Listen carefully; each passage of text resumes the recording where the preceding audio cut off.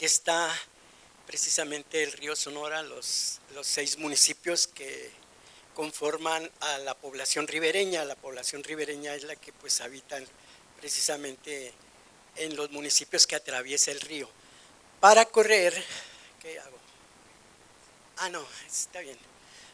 Para el asunto del derrame de lixiviados tóxicos, hubieron de correr primero desde las tinajas que tiene el Grupo México en su mina.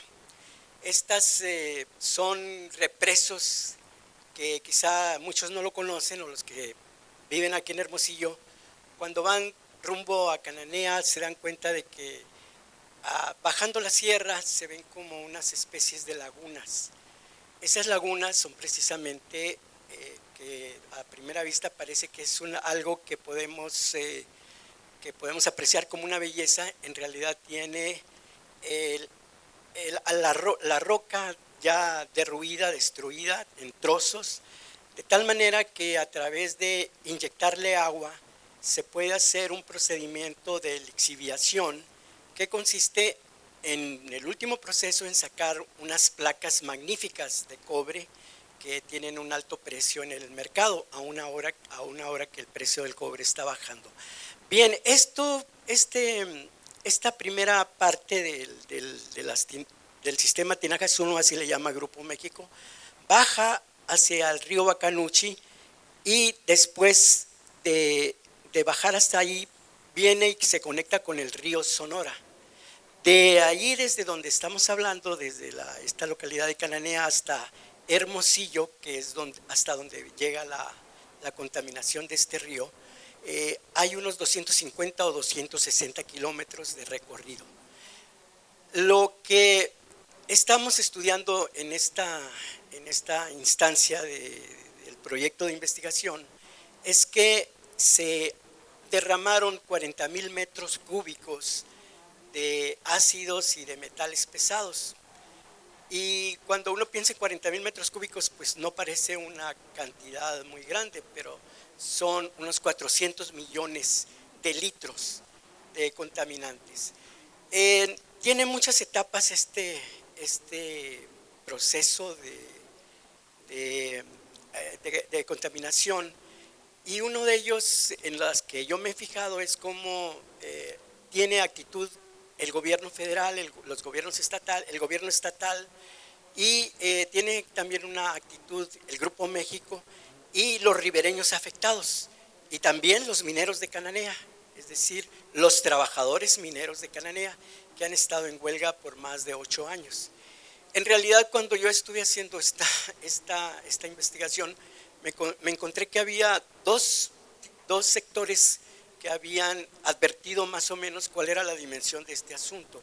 Unos eran precisamente el doctor que acaba de hablar, el doctor Santillana, y la doctora Sara Morales, que en este documento que presentó Santillana, a los primeros días ellos tenían conclusiones que Grupo México y el gobierno debieron haber seguido. Sin embargo, pues no fueron escuchados, a pesar de que este documento lo presentaron pues ante el Grupo México. Y el segundo grupo social que tenía también una conciencia muy enorme sobre lo que estaba significando la contaminación en el río fueron precisamente los trabajadores mineros de Cananea, porque desde el 2008 habían advertido que había filtraciones en lo que llamamos los jales o los represos, y que eso podía tener consecuencias tremendas. Simplemente uno de los jales, de los más extensos que hay ahí, tiene una longitud de 10 kilómetros. Entonces ustedes pueden imaginar la cantidad de almacenaje que hubo allí. Para concluir, porque creo que ya el tiempo se me va, sí. Lo que encontré en esta investigación además es que había una cuestión que siempre el Grupo México pudo manipular perfectamente la situación, porque tuvo la ayuda primero de las autoridades estatales y luego las federales. Después viene una pequeña contradicción entre ellos, pero a fin de cuentas logra salir adelante el Grupo México. Sin embargo, tanto los ribereños como los trabajadores de Cananea, los mineros, lograron hacer una coalición y una alianza que yo estoy estudiando como la posibilidad de un sujeto social nuevo que se ha formado en la región. Es un sujeto regional nuevo que implica un avance tremendo en lo que ha sido las movilizaciones en esta región del noroeste, porque pudieron combinar dos cuestiones: la cuestión del medio ambiente, que les correspondía a los ribereños sostenerla y sostener sus demandas, y que lo están haciendo ahora mismo, y también sostener los derechos laborales, es decir, todo el asunto del contrato colectivo, todo el asunto de la soberanía, la autonomía del sindicato, de poder nombrar a sus secretario general. Y esto, por supuesto, tiene otra historia más atrás, pero el tiempo pues se ha terminado. Muchas gracias. Quiero contarles en primer lugar que esta propuesta de política pública que elaboré, la realicé a tan solo 15 días de que se había sucedido el derrame de los tóxicos del río Sonora, y se le presentó a la minera como una estrategia para enfrentar la contingencia desde una visión que incluyera a todos los actores clave involucrados, que eran por un lado la minera, los ciudadanos dañados que viven en la ribera del río Sonora y las autoridades. Mi presentación se llama El derrame tóxico del Grupo México en Cananea 2014, lecciones y aprendizajes para las políticas públicas ambientales. Esta propuesta, el propósito es reducir el impacto ambiental de la actividad de la minera Buenavista, proteger el ambiente y manejar los recursos de una manera más eficiente con el fin de mantener la sustentabilidad ambiental. Por otro lado, ofrecer alternativas de solución frente a la emergencia que se presentó por el derrame tóxico de la minera en el río Sonora, y por otro lado, diseñar políticas públicas específicas para la gestión ambiental. En México no existe una legislación ni una política pública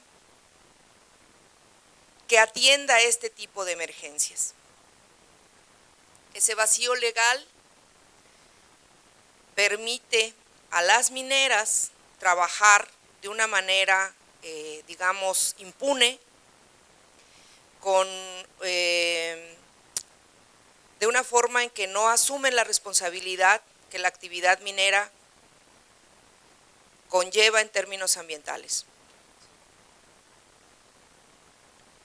Si bien es una actividad que genera riqueza económica, debiera contar con la participación social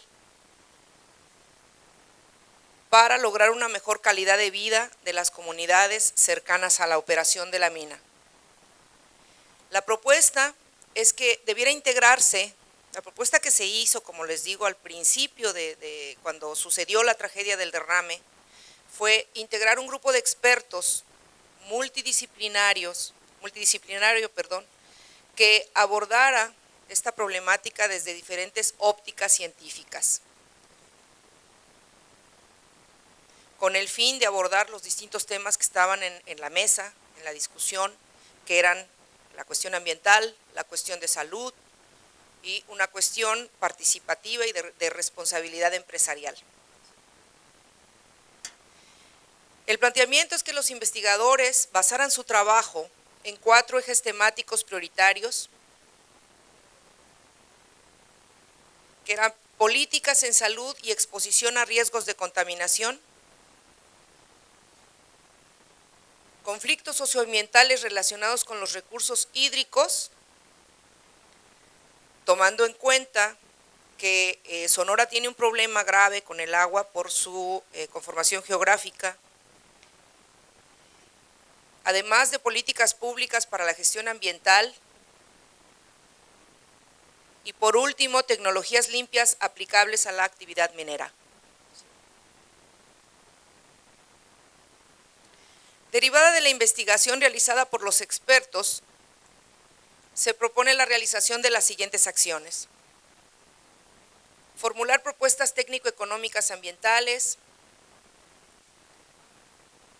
programas de intervención comunicacional y educacional, estrategias y políticas de prevención del impacto minero sobre la salud, fortalecimiento de los programas municipales en torno al agua, fomentar la corresponsabilidad ciudadana y propiciar el involucramiento en el tema ambiental y del agua de las autoridades de los 3 niveles de gobierno: federal, gubernamental y municipal. Y las propuestas de acción inmediata es basar las actividades de administración y operación en la conservación y mejora del medio ambiente, considerando que estos son parte del bien común, que es el derecho a la salud y a un medio ambiente saludable. Dentro de los planes y programas que debieran plantearse, se debe privilegiar la infraestructura ecológica, otorgando financiamiento para bienes y servicios ecológicos, así como para la preservación y mejoramiento del medio ambiente. En este proceso, la participación social es fundamental para el desarrollo de los programas.